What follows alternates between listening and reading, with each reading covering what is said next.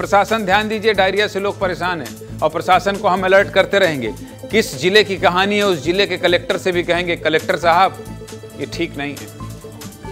प्रशासन की लापरवाही से 2 लोगों की जान चली जाए, ये ठीक नहीं है। गांव में कई दिनों से डायरिया फैला हुआ है, लेकिन अब तक कोई ठोस कदम नहीं उठाया गया, ये ठीक नहीं है कलेक्टर साहब, ये ठीक नहीं है। क्या है पूरा मामला और कहां के कलेक्टर को मैं इस तरह से घेर रहा हूं और सवाल उठा रहा हूं, ये भी आपको बता देता हूं। चलिए, छत्तीसगढ़ के बालोद जिले के कलेक्टर साहब, आपसे कह रहा हूं, ये नहीं होना चाहिए। 2 लोगों की मौत नहीं होना चाहिए। जिले के मुखिया हैं आप। मामला बालोद जिले के टिकरी गांव का, इसलिए सवाल आप ही से पूछा जाएगा।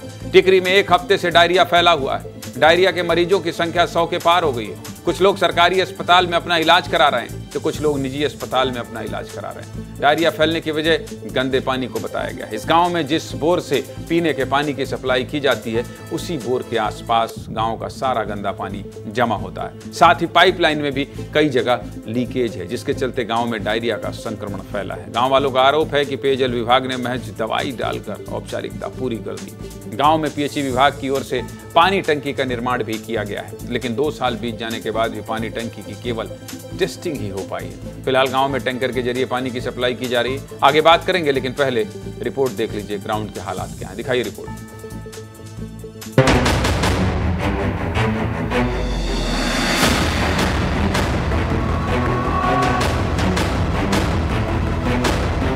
जगह पाइपलाइन फूट गई है। मतलब प्रशासन फिटिंग नहीं आया।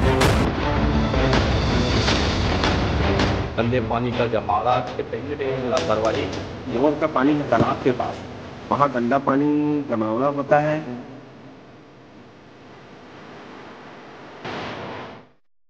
वो बोर है जिसके माध्यम से टिकरी गांव में पानी की सप्लाई की जाती है। नाली में टिकरी गांव के जितने भी गंदे पानी है, घर से निकलने वाले गंदे पानी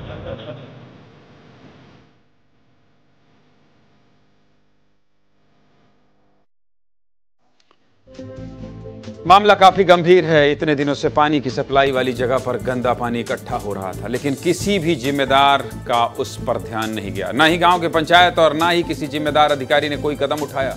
बहुत बड़ी लापरवाही है और इसलिए कह रहा हूं मैं, जिले के मुखिया, कलेक्टर साहब, ध्यान दे लीजिए। 2 लोगों की मौत है, आगे ना नुकसान हो। इसी लापरवाही के चलते गांव में डायरिया फैला और 2 लोगों की मौत हो गई। मरने वाले पति पत्नी थे। मृतक धनराज को डायरिया हुआ था। पति की सेवा करते करते उनकी पत्नी उर्मिला भी डायरिया का शिकार हो गई।